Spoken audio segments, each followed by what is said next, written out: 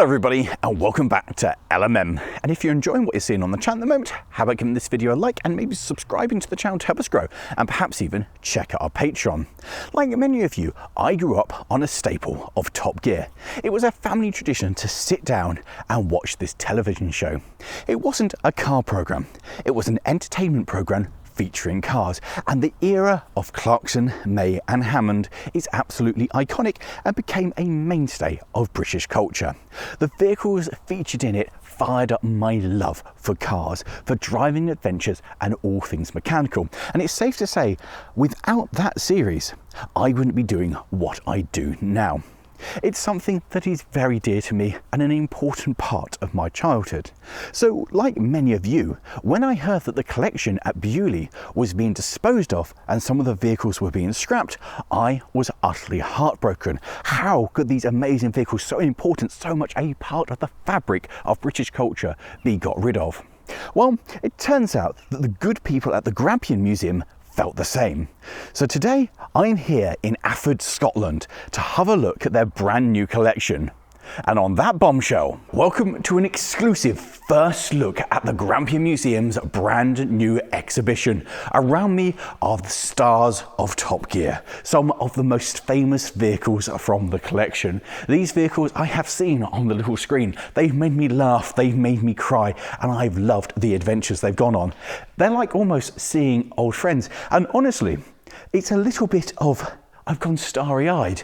It's like meeting a celebrity. You're like, oh, that's actually the damper van. Oh, that's actually insane. Or that's actually the indestructible Hilux. Seeing these things up close is absolutely incredible. So I'm going to take you through some of the vehicles in the collection. I'm not going to take you through absolutely everything, so you have to come and check them out for yourself. But seeing these things up close is just incredible, and I'm so glad that the Grampian Museum managed to step in and save so many of these vehicles from being scrapped, because these are a huge part of popular culture. Top Gear was a revolution. It was a huge thing. It was the biggest show on the BBC, and to lose this would it would have been like losing part of our history. These vehicles are so important to people like me who we grew up with them, seeing these things, seeing these stars. It's part of our collective history, and it's so important to see them saved, and the story that they tell of the glory days of Top Gear. Where would Top Gear be without the Hilux? It is one of the poster children of the whole series. This is the 1988 one they used in Series 3 to show just how durable the unkillable, indestructible Hilux is. They dropped stuff on it, they crashed it, they left it in the sea, and it's still fired up. And the guys here at the Grampian are pretty sure that if they put a battery on it and free off the fuel pump, this will fire back up into life. It's still got sand in it. It's still just as it was. It's a real testament to the durability of the Hilux and the car and all. And it's one of the things that put Top Gear on the map as a cultural icon. Following the huge success of things like Botswana, Top Gear had to try and keep the fever alive, which meant they kept coming up with new challenges and ideas, getting bigger, bolder and more wacky. By the time season 22 rolled around, I was starting to fall out of love with the franchise, because there were things like this.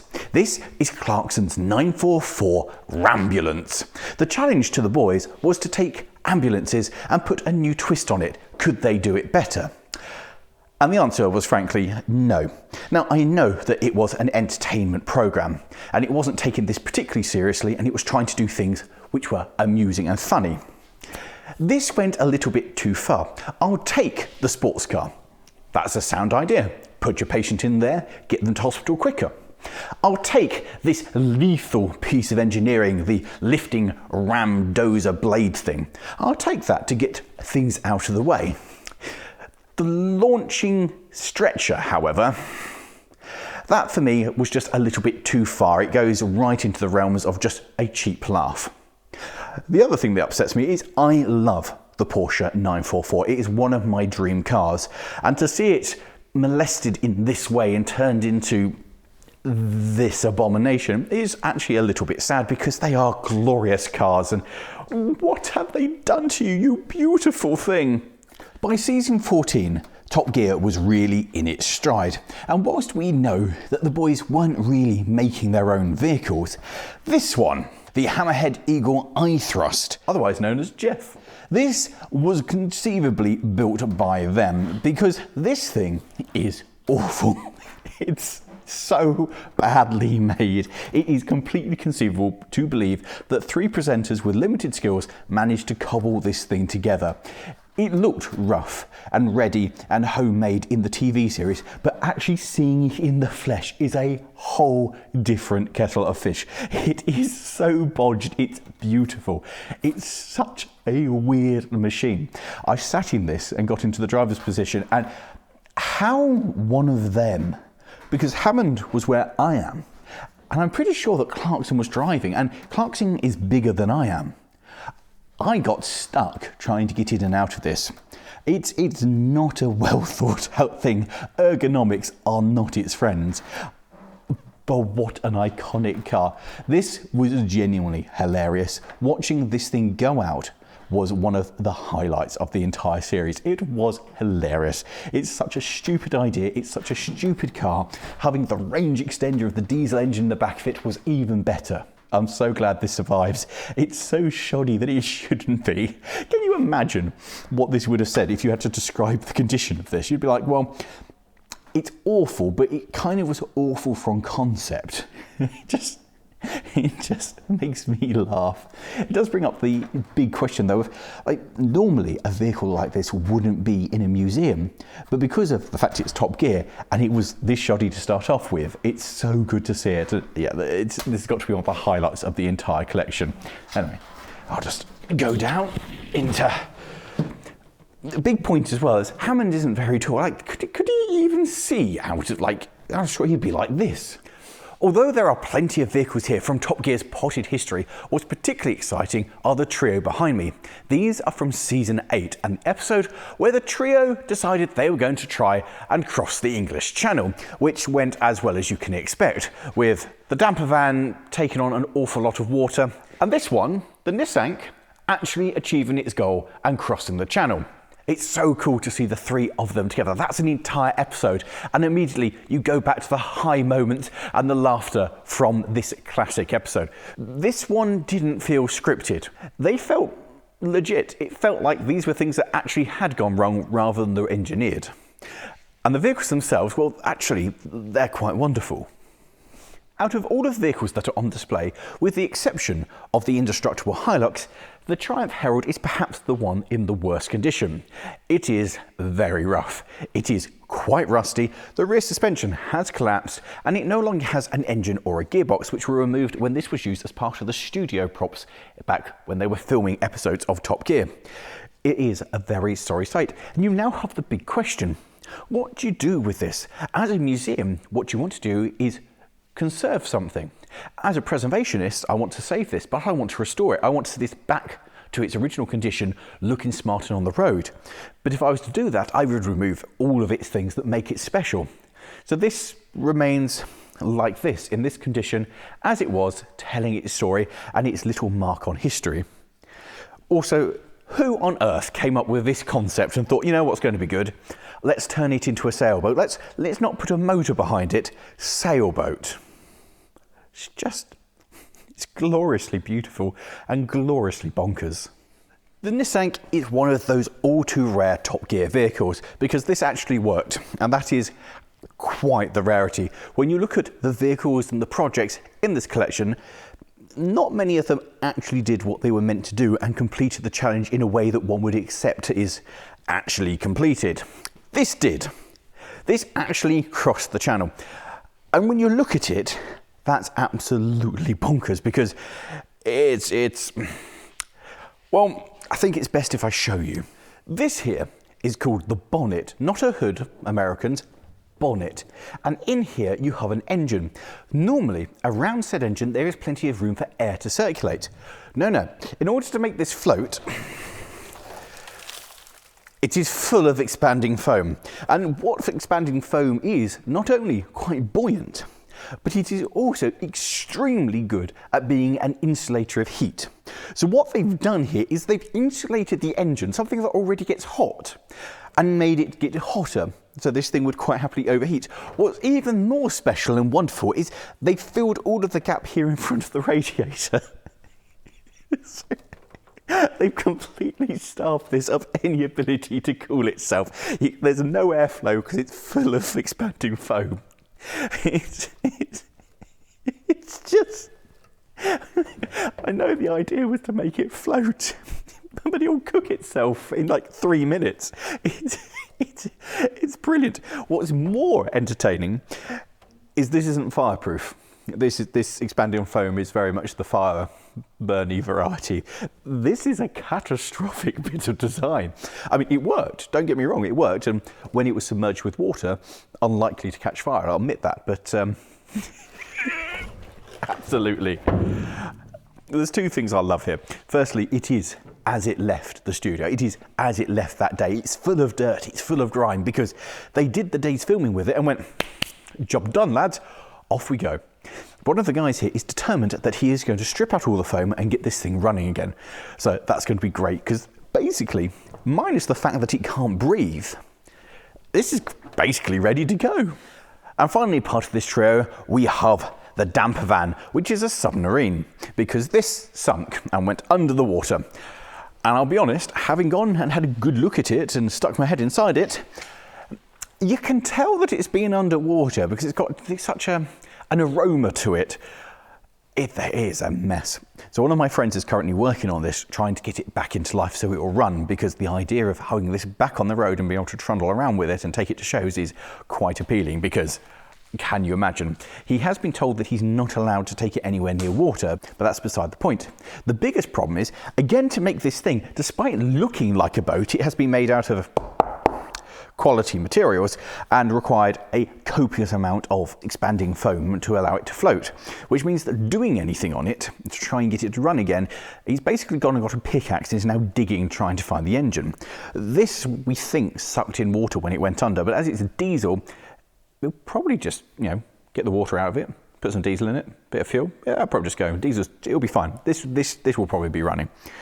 It also really highlights the fact that these were just props for an episode. As soon as they'd done their job in the episode, they weren't really wanted. It was only because Top Gear had become such a worldwide phenomenon that this thing was taken and put to one side to go on to road shows, Top Gear Live, to go over to things like Bewley when it was set up, that they were put to one side. If this had been any other show, it would have done its thing, sunk to the bottom of the sea, and they'd have gone, all right, job done.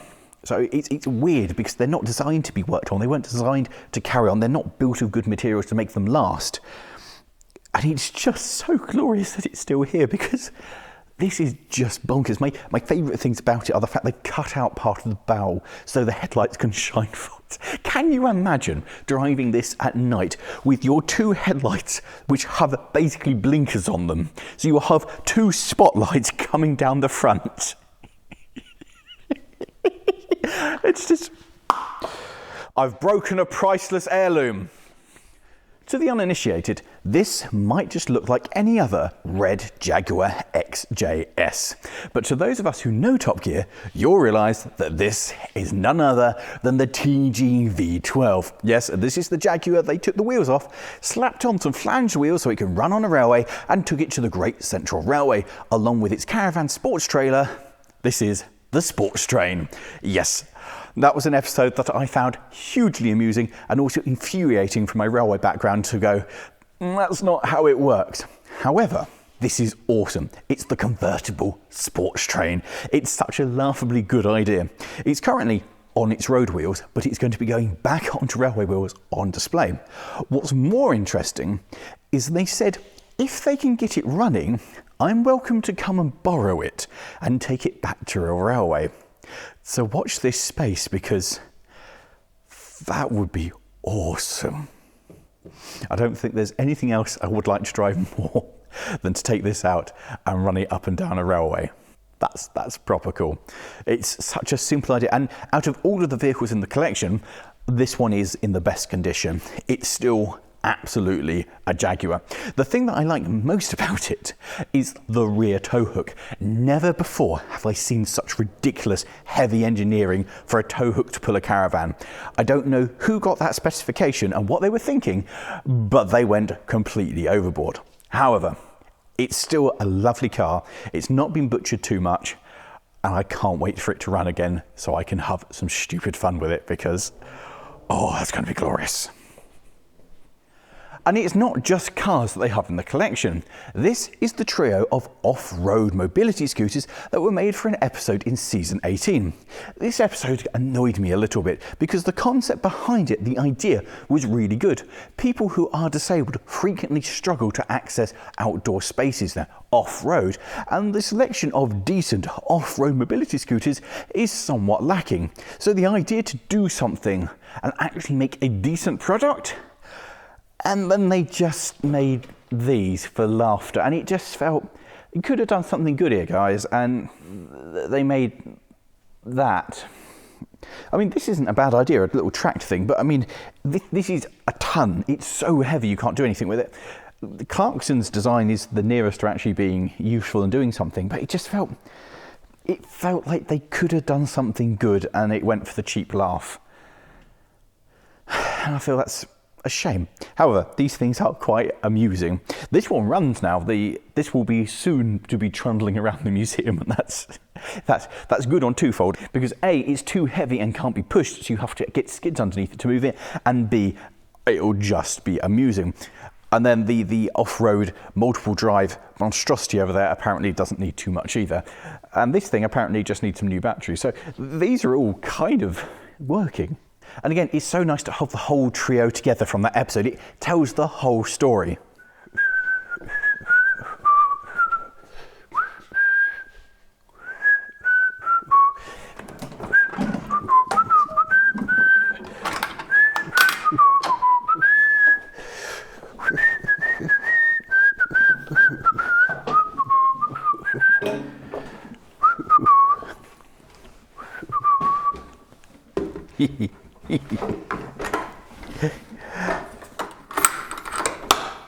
How on earth did Clarkson fit into this? So this is the P45, based on, well, I think it's a kid's quad bike under here. This was taken on to be the smallest car ever, to take on the P50, thus P45 because it's smaller and not because it's a funny joke at all. No. This is the single most terrifying vehicle I think I have ever seen. Now, the big thing is, if I do this and put the lid down, firstly, that is perspex and that is terrible, but also my head is on the top. Now, I am a lot smaller than Clarkson in many dimensions. How on earth did they fit him into this? He must have had his spine compressed because it's tight. Now, this apparently, they're talking about getting working again, and I can tell you there is no other vehicle that I am both dreading and so excited for than the concept of taking this for a drive, because it's just stupid. It is without doubt my favourite thing here, because it's just, I'm so pleased this survived. It's out of all the things that they're here, that the Top Gear team modified, made and frankly bodged, this one actually feels quite well put together, with the exception of the really, really rubbish piece of perspex there. The rest of it feels kind of cool, and I feel like I would die driving it, but you know, I'm up for the challenge. Anyway,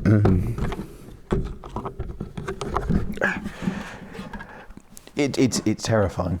Oh my. Now, I've not shown you all of the vehicles that are in this exhibition, and that's twofold. A, I want you to come and see them for yourself. B, some of the other ones are from the modern series of Top Gear, which I didn't care for, so I don't really care to feature them. And C, not all of them are actually in yet. They're still doing the exhibition. That's how exclusive this video is. It's not even finished yet, and I got invited to have a look round. However, there was one car that was still outside that I really wanted to see. Throughout the many years of Top Gear, the producers came up with many different challenges to send the boys on, and one of my favourite amongst these was the camper van challenge. And this was brilliant, not only because it was hilarious, but for once they actually succeeded in the brief, with James May's Lotus Excel with the camper pod on top of it. This thing actually worked, which is a rare thing for Top Gear, and it wasn't completely stupid and just done for laughs. This actually worked as a car you could take away. It's still a sporty, fun Excel. it hasn't been completely butchered and ruined. The pod on top kind of works, and it's totally acceptable for going and camping in. I actually love this. It's a rare example actually doing something right that wasn't just entertainment and stupid. This accepted the brief and worked. What I really like about this is the fact that inside there is a bit of modern day archaeology, because in the back, behind the passenger seat, is some leftover rubbish. There's some Diet Coke and some hula hoops, and we can only assume that these are James May's that were left here after the production finished, and I find it amazing that they weren't cleared up after the shoot, when it went to Bewley, or at any other point. It's just been left as it was the day that he got out of it, and I think that's hilarious. What is sad is this car, when it went to Bewley, was in absolutely mint condition, and the years there and lack of care have made it, well, look a little bit sad. But rest assured, there are plans for this to be restored back to its former glory and to get it running again, so that somebody could theoretically take it out and actually use it as a camping pod, and I think that would be absolutely glorious.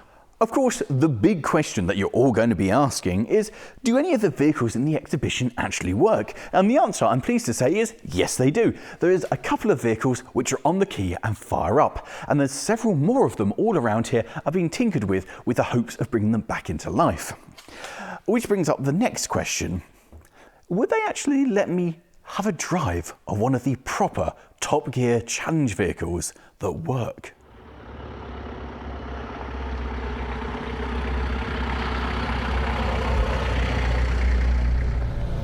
Right, so, now, I'll be honest, this is not a vehicle from my era of Top Gear. That is the wrong gear. There we go, that's third. However, of all the things that they came up with on the latter series of Top Gear, this is without doubt one of the coolest. This is the Dirty Rascal. It's effectively a 4-track with a, oh my god, it lists. It's effectively a 4-track with a Rascal slapped on top of it. I mean, it's hilarious. It's also absolutely terrifying. It's such a weird little thing. It's so high and so tiny that it I genuinely fear it turning over. The gearbox is horrific. The clutch is a cable operated clutch, and you have to put your foot down so hard to get anything to work on it. But it's a Top Gear vehicle, and I get in to drive it. Now, the concept behind this is actually rather decent. The idea that you could make an off-road vehicle for less money than buying a Land Rover and have a camper, it's all rather just quite exciting. I like this concept of it. Oh, gear, third, yes. There's some weird features in it and it's strange. Oh. But it's so much fun. And the best thing is, it's meant to be an off-road, camper, overlander kind of thing. Kinda. And I asked the guys here, I was like, can we test that? Can I take it somewhere and do something exciting with it? And they went, yeah, sure, let's get it an MOT, and you can take it out. And I went, whoopee do.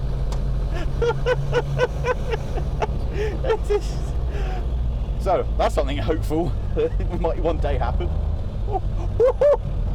It leans so much.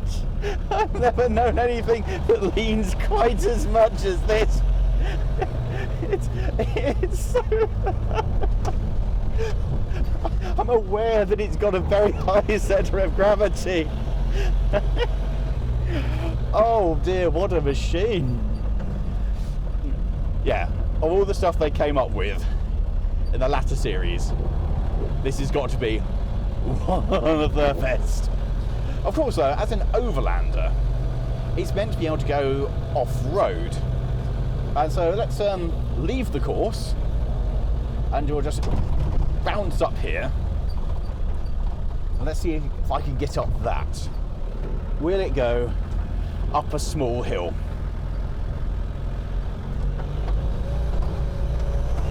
This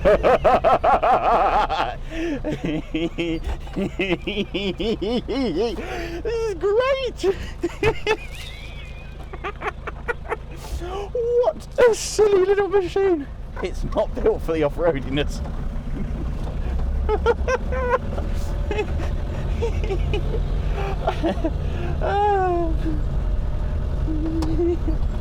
What did you do today? I drove Dirty Rascal. I will say though, this conversion, the clutch is awful, and the gearbox is interesting. It's a push with all your might on the clutch. That was fifth. That's third. I don't think I successfully managed to shift from second to third without going to fifth first. I wish I had something to tell you about this. Something useful, something quantifiable, apart from straight is not straight on the steering wheel. But this is a work of absolute genius. This is the best vehicle. This is my level of stupid. This is brilliant. You know, the biggest thing about this that's come to my attention is that I am quite a big lad, but Paddy McGuinness is definitely bigger. I'm not saying that he's fat, I'm just saying he's a big bloke and big muscular. How did he fit into this? I have the straps for the harness poking into my spine. It's like, it's tight on me, and I've got no space for my legs, and it's like, ergonomics are not this thing's strong point. Smiles per mile, stupidity.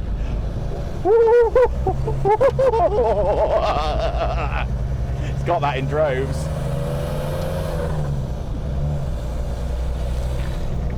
How does it stop? The brakes are there. They're there, they're not. I've got the hang of this gearbox now. Yes. Oh, this thing. Well, you and we are becoming friends. That was exceptionally good fun. For a vehicle that I wasn't really familiar with on Top Gear, I have very much fallen in love with that and really hope that I can do some more with it in the future. This is an absolutely outstanding collection of vehicles, part of the cultural history of the British Isles. They are very much ingrained in the minds of a whole generation. It was a family tradition for so many people to sit down and watch the escapades of these vehicles.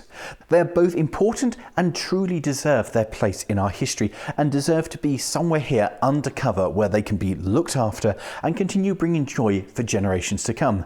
They're truly special vehicles, and I'm so pleased that my friends here at the Grampian managed to secure so many of them.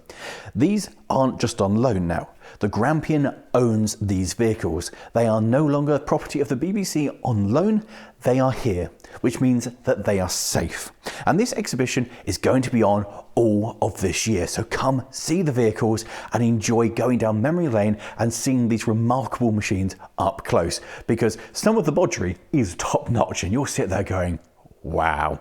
There are more than 15 vehicles that were used on Top Gear here in the exhibition. And if there's one you like more than the others and you'd like to contribute towards its upkeep, then you can adopt one of the vehicles. Have your name next door to it and know that the donation will help secure it for future generations and might even go towards restoring it and returning it to life so it can go on and continue to do just what it was meant to do: run, drive, and bring people joy. The museum and the new exhibition open on the 28th of March, and regardless of all the vehicles that were on Top Gear, it's well worth a visit. There are so many vehicles and so much history packed into the museum, you can quite easily lose a day looking at all these wonderful machines.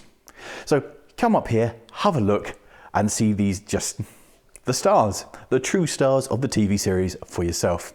If you have enjoyed this video, how about clicking over there for when we've visited the Grampian before, down there for some other adventure up here in Scotland, or over there for, I don't know, something entirely different.